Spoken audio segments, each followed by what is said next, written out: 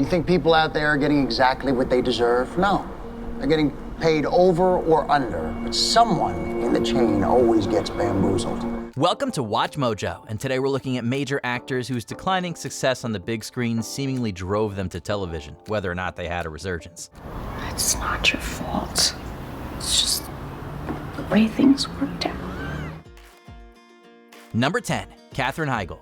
TV was the ideal stepping stone for versatile Grey's Anatomy star Katherine Higel. And after her breakout lead role in Knocked Up, she also became one of the most promising rom-com headliners of the 2000s. You know, we're just doing what we can. We're making the best of it, and I don't want us to put any more pressure on ourselves. Unfortunately, critical and commercial success declined in the 2010s. Worse, Higel gained a reputation of being difficult to work with. She ultimately tried to regain credibility with a comeback to TV drama, but State of Affairs was canceled after just one season. Are you familiar with a corporate entity by the name of the Windsong Group?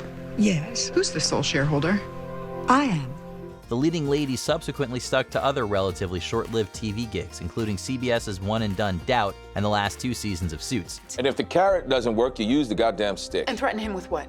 We took half the firm from him. There is nothing left to take. However, as the industry examines its own misogyny, public opinion toward Higel seems to have shifted, and her work on Firefly Lane has been praised. You deserve to be happy. Maybe. Number 9, Chris O'Donnell. In 1992, Chris O'Donnell scored a Golden Globe nomination for Scent of a Woman. So why are we going to New York? All information will be given on a need-to-know basis. Hoorah! The following year, he got a Razzie nod for The Three Musketeers. He spent the rest of the 90s building a hit-or-miss resume, before his popular appeal was dashed by the era-definingly awful Batman and Robin. Your head wasn't even on the job. All you could think about was Poison Ivy.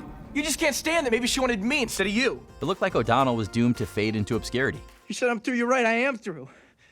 We're both through. It's all over. But after he landed NCIS Los Angeles in 2009, G. Callen became one of Primetime's leading law enforcement officers. I'm Sam Hanna. This is my partner, Callen. We'd like to ask you some questions about your husband and his teammates. O'Donnell did not appear in a feature film between 2010 and 2023, but his steady TV work may have saved his legacy. Well, the house where the shooting occurred is just a couple miles down the road. Just a short drive. Or a short swim. With the end of NCIS LA after 14 years, it's time for another reinvention. Number 8, Reese Witherspoon. By the 2010s, Reese Witherspoon seemed to be relinquishing her role of America's sweetheart. With her work in more serious movies not resonating, it was reportedly not the easiest period in her life, and many will remember her confrontation with a cop in 2013. You must be starving. I brought all these dehydrated meals, and I brought a stove, but I brought the wrong fuel. She made waves with 2014's Wild, earning an Oscar nomination, but overall her big screen work wasn't what it had been in her Legally Blonde peak. Eventually, she took a chance on the bold frontier of television with Big Little Lies. Everybody moves here for the education. Basically, it's private school at a public school price. Anyway, you're gonna love it. It was a hit, and Witherspoon's sharp performance proved she was still a star. You have to take the good with the bad. It can't all be interviewing Janet Reno. She earned further acclaim for Little Fires Everywhere and The Morning Show. With high-profile producing credits and challenging roles, she's made the most of this pivot. Now I don't have to eat cold mush anymore. I can eat hot mush. Number 7, Christian Slater. Christian Slater was one of Hollywood's most recognizable actors in the 80s and 90s. I'm basically a pretty resourceful guy. If I didn't really need it, I wouldn't ask. I mean, if you want to say no, I'm fine. But after the failures of several ambitious films in the 2000s, he wound up in many poorly received projects. We lead a slightly different life out there, and it costs a little more money. He mostly stood out with guest and voice work on TV during this period. Finally, in 2015, Slater staged a big comeback as the titular hacker on USA Network's Mr. Robot. I'm getting off here. I think you should come with me. But only if you didn't delete it. The show garnered a dedicated following, and its massive acclaim all but revitalized the veteran actor's credibility. That mostly meant more credible TV roles, though he is in the film game too. Until he can fully reboot his movie superstardom, Slater's distinct voice can always be heard on the small screen. Slater! It's okay, we just want to talk. Yeah, the gun's just a conversation piece. Number 6, Barbara Stanwyck. Ziegfeld girl Barbara Stanwyck entered the film industry just in time for the talkies. Well, I wouldn't think of imposing upon you at this hour. Listen, I figured I'm working all night. She became one of the leading starlets of Hollywood's sound era, best known for her groundbreaking femme fatale persona. She even made a splash on television with The Barbara Stanwyck Show and The Big Valley. Still, this was her most high-profile work at the time. Stanwyck left film in the 60s but stayed prolific on TV. A few years after winning a Golden Globe for the star-studded miniseries The Thornbirds, she effectively retired altogether in 1986. You don't love me. I have always loved you. So much so I would have killed you for not wanting me. Stanwyck's film career may have fallen victim to Tinseltown ageism. Rarely playing the victim, though, she maintained her stardom and legacy as a leader in entertainment. I'm crazy about you, baby. I'm crazy about you, Walter. Number 5. Cuba Gooding Jr. What's up, Chris? Heard you like Mr. GQ Smooth now. The 90s saw a meteoric rise for Cuba Gooding Jr. His Oscar-winning portrayal of Rod Tidwell and Jerry Maguire gave him endless momentum. Show me the money! Show me the money! Yeah! Louder! Show me the money! He kept his popularity going in the new millennium, but not always among critics. As the quality of his projects declined, the bulk of the leading film roles he could secure went straight to video. They just don't understand yet, but they're gonna catch on, believe me. I'm sorry. Of course, some of the movies he had supporting parts in earned praise, like 2014's Selma. Still, it was mainly his TV and stage work drawing in attention. Gooding was especially renowned as the star of the People vs. O.J. Simpson American Crime Story. I don't even understand these things they're saying about me. And this article says that I come to represent the cross-section of racial politics, due process, and celebrity culture. I mean, what does that even mean? However, dozens of sexual assault allegations and charges against him began emerging in 2019, casting a dark shadow over his career. Number 4. Kristen Bell. It didn't take long for Kristen Bell to become a TV must-watch. With the trifecta of Veronica Mars, Heroes, and Gossip Girl pretty early in her career, she was practically guaranteed long-term film success. I work for a company interested in keeping him out of trouble.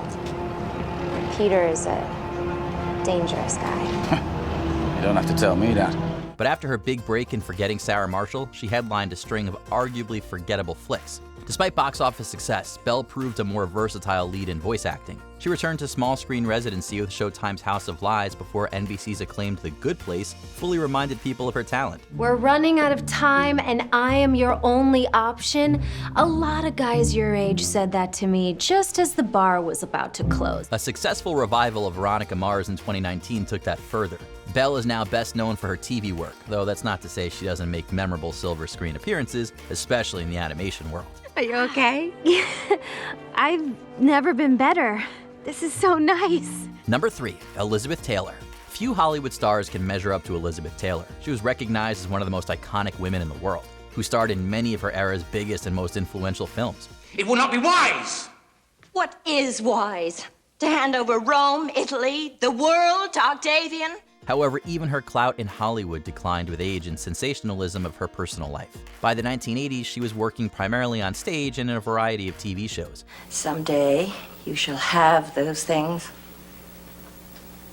And when you do, you will realize Mikos did not deserve his fate. This notably included a stint on General Hospital and a couple of brief appearances on The Simpsons. Miss Taylor, a couple of grade school kids wanted you to be on a Krusty special. I told them to buzz off. Good. Taylor, however, remained a relevant public figure even after her retirement in 2007. Her legacy is now defined as much by her acting range as her glamour. In her later career, though, Hollywood left her few options outside of television. You'll see wonderful things in Texas when you're 50. Perhaps. But I won't care as much then. Number 2. Bob Hope. Recent generations may be most familiar with Bob Hope through his TV work, but the vaudeville-forged comedian was one of the biggest box office draws throughout the 1940s and 50s. We're off on the road to Morocco. This taxi is tough on the spine. With an equally prolific radio and stage career, he was bound to conquer television from its advent. It wound up being his safety net after a series of flops cost him top billing at theaters by the early 70s. I can see you. That's strange, I can see you. That's only since I put in air conditioning. Yet Hope remained one of TV's top personalities until his retirement in 1998. Ironically, he may be best known for hosting the Oscars a record 19 times. Hope's own renown in film may have sadly been short-lived, but TV kept the dynamic entertainer and icon for much of his career and beyond. I really needed you on this show. How do you mean? Well, it's very tough on me being both star and sex symbol. Before we continue, be sure to subscribe to our channel and ring the bell to get notified about our latest videos. You have the option to be notified for occasional videos or all of them. If you're on your phone, make sure you go into your settings and switch on notifications. Number 1. Winona Ryder. Winona Ryder was the it girl of the 90s. She had built a diverse filmography and received 2 Oscar nominations before she was 25. You a Heather? No, I'm a Veronica Sawyer. But the early 2000s brought backlash over shoplifting in Adam Sandler's Mr. Deeds. Fire excites me. Knock yourself out.